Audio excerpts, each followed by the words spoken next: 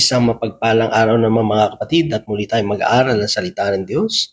At ang salita ng Diyos natin pag-aaralan natin po ito kukunin sa libro ni Propeta Isaiah, Kabanata 63, talata 14. Ang sabi po dito, kung paanong ang kawan ay dinadala sa sariwang pastulan, gayong dinudulutan ni Yahweh ng kapahingahan ang kanyang bayan. Pinapatnubayan niya ang kanyang bayan at siya ay pinarangalan. Mga kapatid, mga magulang, mga kaibigan, ito po ang salita ng Diyos. Ang papuri, ang pagsamba ay para naman po sa Kanya. So dito makikita natin na ang ating Panginoon, na kung paano, sabi doon, yung mga kawan ay dinadala sa sariwang pastulan. Kasi alam naman natin, ang ating Panginoon, siya yung good shepherd natin, siya yung mabuting pastol natin. At tayo bilang kanyang mga tupa na sumusunod sa kanya, ay dito ay makita natin na tayo naman ay dinadala ng ating mabuting pastol, ng ating Diyos sa mainam na pastulan. At sabi doon, sariwang pastulan. Siyempre, alam naman natin, pag sariwa, ang kinakain natin, nagiging healthy tayo, nagiging malusog, hindi tayo nagiging masakitin, no? Maganda yung ating pangangatawan kasi puno ng sustansya.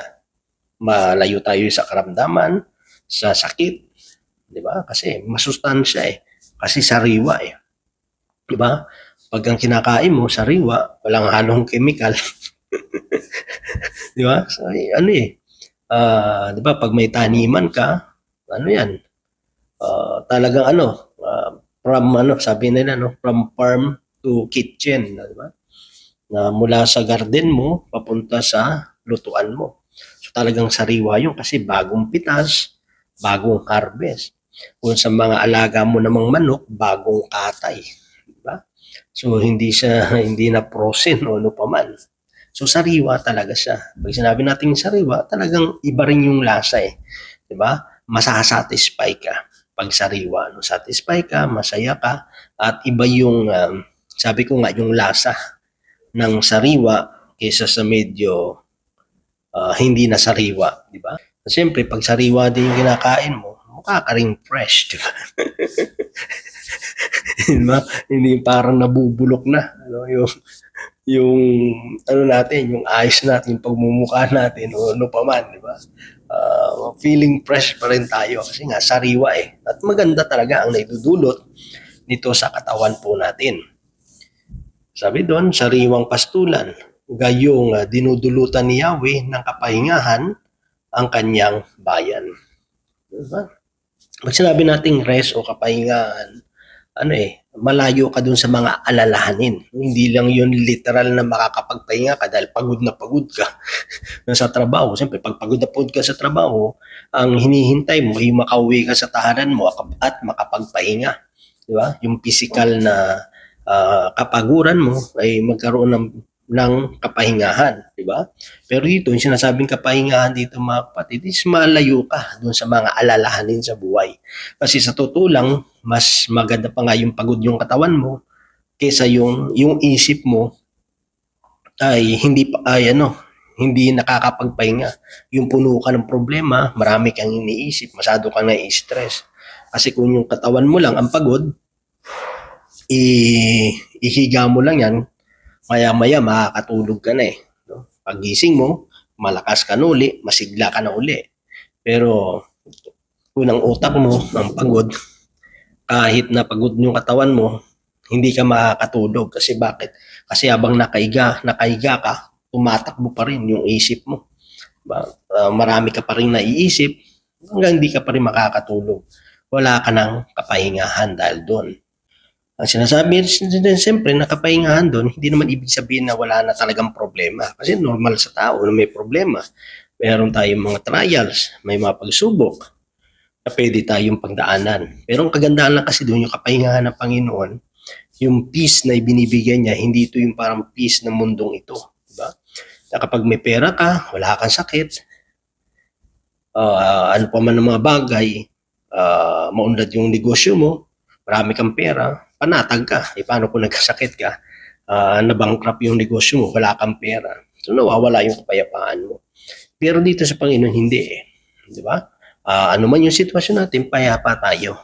Kasi bakit? Alam natin na hindi tayo pinababayaan ng Diyos. Diba? Katulad nga sabi doon, yung mga kawan, dinadala nga sa sariwang pastulan. Ganon din ang Diyos. Pinuprovide niya yung lahat ng ating pangangailangan. Ang mahalaga lang doon, tayo ay lumalapit sa Panginoon. Kasi kumikilos din tayo. Di ba? Kasi kahit dalhin ka man ng pastol doon sa mainam na pastulan, eh kung ayaw mo mang sumunod, kailangan mo pa rin kasi maglakad eh, papunta doon, di ba? Hindi ka naman bibit-bitin, ano ka, pilay, di ba? Ano ka, hindi makalakad para buhatin, di ba? Hindi, kailangan mo pa rin sundan yung pastol mo. So, ibig sabihin, you need to walk, no? Kailangan mo pa rin maglakad, kailangan mo pa rin kumilos. Kasi kung hindi tayo maglalakad, hindi tayo kikilos, eh wala rin mangyayari sa buhay natin. Di ba?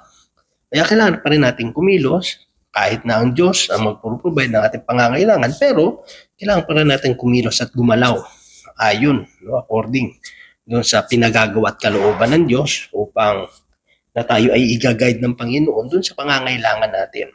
No, alam natin na sa lahat ng problema ng buhay natin, merong magandang solusyon ang Diyos.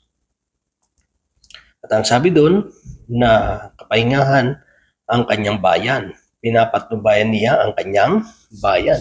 So hindi lang tayo binibigyan ng kapahingahan, kundi tayo kanyang pinapatnubayan. Ibig sabihin, nandun yung guidance ng Diyos. Hindi tayo maliligaw, dadalhin tayo ng Panginoon dun sa tumpak na landasin. Dadalhin tayo ng Panginoon dun sa masaganang buhay. Dadalhin tayo ng Panginoon dun sa mga mabubuting bagay na hindi natin ikapapahamak. Siya kasi mag-guide sa atin eh. At kung tayo man ay dumaraan ng mga pagsubok at mga problema, siya pa rin yung tutulong sa atin. Magbibigyan ng karunungan, ng lakas, ng kakayanan upang ating mapagtagumpayan ang mga pagsubok na dumarating po sa ating pong mga buhay.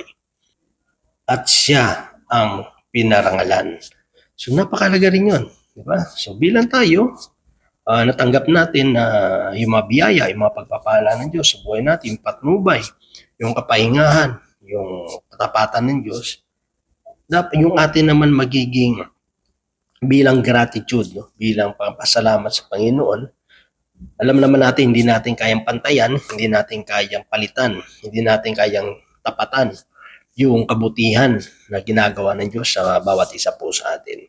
Pero dapat sa mga bagay naman na natatanggap natin galing sa Panginoon, huwag nating kalimutan na ibalik yung pasasalamat, yung parangal sa Panginoon. Huwag nating aangkinin yung mga bagay na meron man tayo, yung mga achievement natin o naman yung nasa atin ngayon na ipinagmamalaki ng mundong ito.